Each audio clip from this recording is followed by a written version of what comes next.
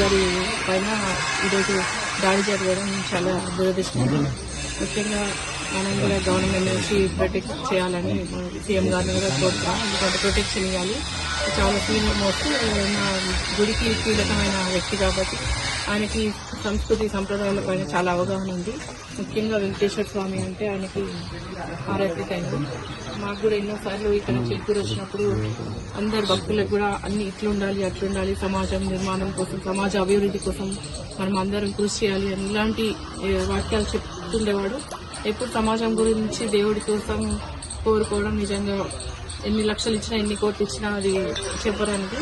అలాంటిది దేవుడు లాంటి శర్మ గారి పైన ఇట్లా దాడి జరగడం నిజంగా చాలా దురదృష్టకరం. మేమందరం అండగా ఉంటాము, ఆయనకి సపోర్టివ్ ఉంటాము. గవర్నమెంట్ ద్వారా కూడా ప్రొటెక్షన్ ఇవ్వాలని ఫోర్స్ పెట్టాలని కోరుతాం. ఆయనకు కూడా సెక్యూరిటీ ఇవ్వాలి, ఆయన సెక్యూరిటీ ఉండాలి.